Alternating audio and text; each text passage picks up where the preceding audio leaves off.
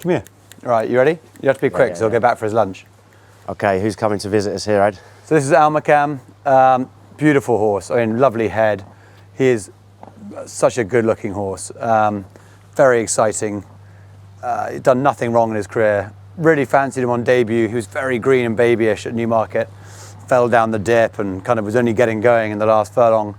That was when I thought he might be a 10, 12 furlong horse. This year he's really sharpened up. He's got bigger and stronger. His work has been getting faster and like he's looking more and more like a faster horse. Hence we kept him at a mile. He was impressive at Yarmouth in a slowly run mile maiden. And then he was brilliant at Sandown in the Heron. So, you know, he's a listed winner from only 3 starts. And, you know, I think he's versatile with ground. He handled the bad ground at Sandown well. And any rain won't be a problem for him. We have just decided we're going to go for the St James's Palace with this beautiful English summer we're having. The ground is definitely not going to be too quick. And we thought the Hampton Court would be an option if it came up quick to step him up and trip. But no, I think it's going to be good ground probably.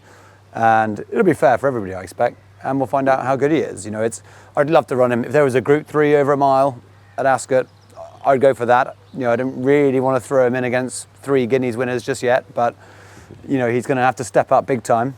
But we believe in him and we'll find out. He's in at the deep end, but you seem positive about the progression he's probably made since the Heron Stakes as well. Do you feel he's progressed? Well, gave him a lovely ride. He's just sort of improving and sharpening up, and you know, he's a very exciting horse. He's got a great temperament.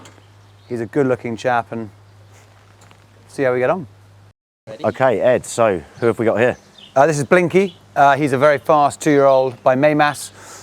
He was bought very much with the intention of being a Royal Ascot 2-year-old, so credit to Ed Sackville and Charlie Budget who bought him. That's exactly what he is. He's not the biggest, he's very strong and he's really quick. I was really disappointed with his debut. I thought he'd run much better than he did, and he then won idling on bad ground at Leicester. I think he'll be much better on better ground. I don't think Ascot's going to be quick ground, but I think it'll be just good ground by Thursday when he runs. And he runs in the Norfolk, and I think he'll run well. It's hard to know when you're taking on a whole load of other maiden winners where you are, but we'll chuck him in the deep end and see how he gets on. Okay, and there's more than just on the track at Ascot with all the big fanfare and crowds and what have you. Quite a test for a 2-year-old. How is he mentally? Yeah, he's solid, very robust. He's really cool. Nothing bothers him. He'll be absolutely fine in the prelims. You know, he's a bit of a dude of a horse, so not worried about that at all. He'll be more relaxed than his trainer anyway. And in terms of the speediest 2-year-olds you've had, would he be pretty high up on the score sheet? I think he would be. You know, we're not renowned necessarily for very fast early 2-year-olds, and we purposely went out to try and buy a few. And Simon Sadler, who bought this guy, has been a big supporter in the last few years, and you know, he wanted something that was going to be. He bought some lovely horses for the long term, but we wanted some earlier action, and this guy is really ticking boxes in that respect. So. Okay, lovely. Blinky in the Norfolk, lovely. Okay, here he is, Ed. Introduce us to this fella. So this is Crackshot, really good-looking horse, son of Kingman, out of a listed winning mare. Bit disappointing on very soft ground at Sandown the same day as when Almancam won the Heron. If he gets into the Hunt Cup, I think he'll have a cracking chance. A very fast run, stiff mile, right up his street. I think he wants a stiff mile, easy 10. And he was impressive at Newmarket. He's done very little wrong. He's lightly raced. He's just the right kind of horse for the Hunt Cup. So, yeah, fingers crossed. Hoping he's somewhere just ahead of his mark then, hopefully. I think he's still well handicapped. We've got to get a run, I think, is going to be one of his biggest problems.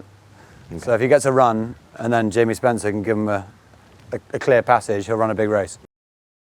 This guy has been recently purchased by Wathnan Racing, and they obviously think he might have a big chance. Yeah, English Oak, again, a really good-looking horse, expensive yearling, bought by David Ward. He's in cracking form. He's been bought by, I think we've just upset him, we're just working him up, but he's been bought by Wathnan, and really exciting to have them in the yard, and they obviously mean business, and he was really impressive at Haydock, and we gave him just a nice reintroduction back at Newmarket. He was getting things wrong in his races as a 3-year-old and a bit keen and a bit awkward, Tom gave him a beautiful reintroduction, which set him up for his win at Haydock, where he was very straightforward. And I think the Buckingham Palace is tailor-made for him, and he'd go there, I think, with a favourites chance. So we're very excited about him. You've had sort of horses like this that have progressed on as they sort of turn a year and stuff. Is he still progressing? Yeah, he's still improving, yeah. He's big, he's filling his frame, and mentally he's maturing. And yeah, there's more to come. Okay, she's a bit of a looker. Who's this, Ed? Yeah, so this is the Queen of Kingsdown, really. She's an absolute legend of a filly. She's a star. She's been around a while now. I think her opening handicap mark was 67 or something, and she's now been fourth in a Nunthorpe, and she's been a real slow burner, but she's very, very good.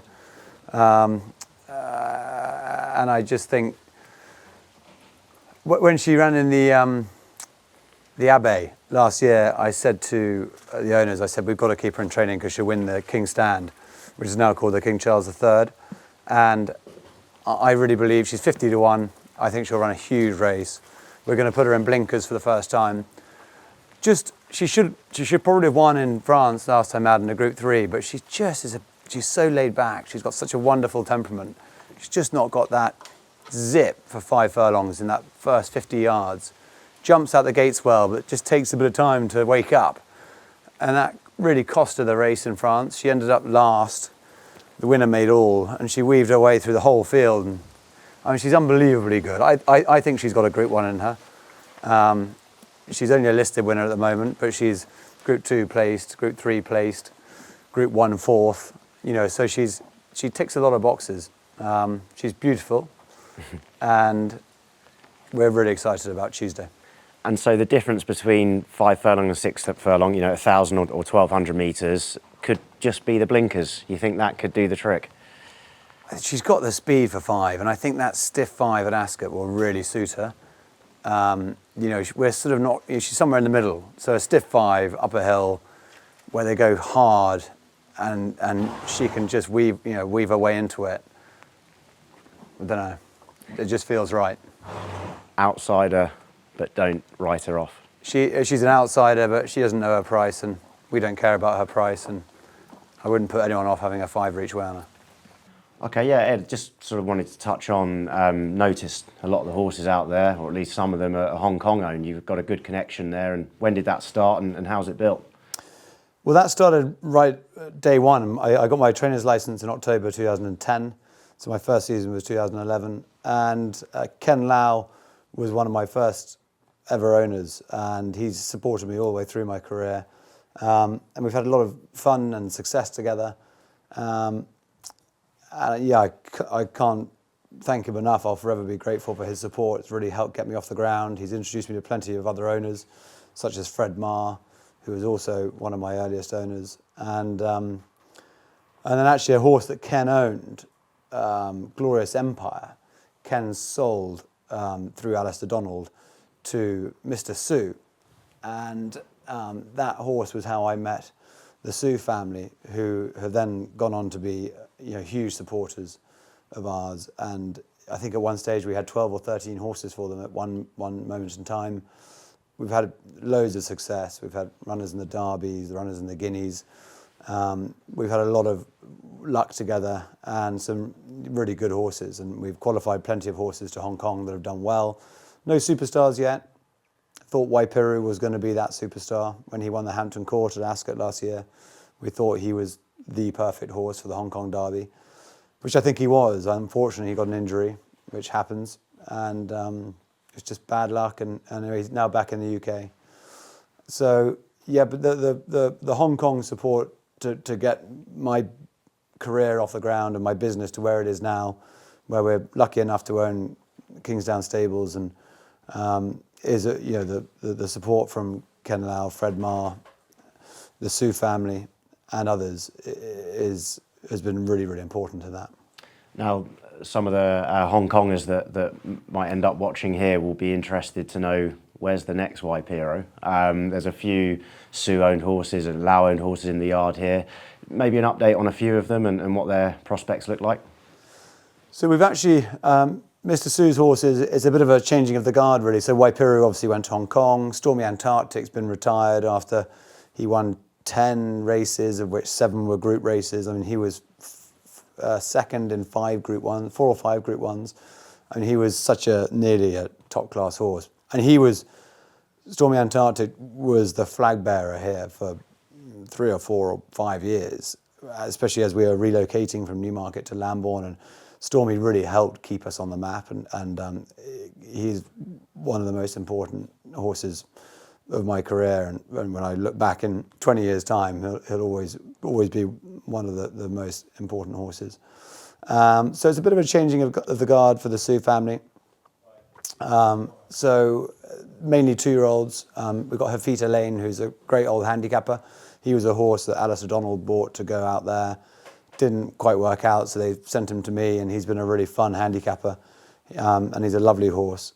So he's the only old horse we got. Then we've got some 2-year-olds, which are exciting. They've got a filly by Earthlight called Sari Selka, who I really like, 2-year-old. And then there's a beautiful horse called Desert Heart, who I think is a very exciting son of Oasis Dream. Ken Lau, again, hasn't got many older horses. He's got one horse called Appeal to Glory, who is okay. He's very backward, but he's taking a bit of time to come to hand. He's a 3-year-old, had 1 run.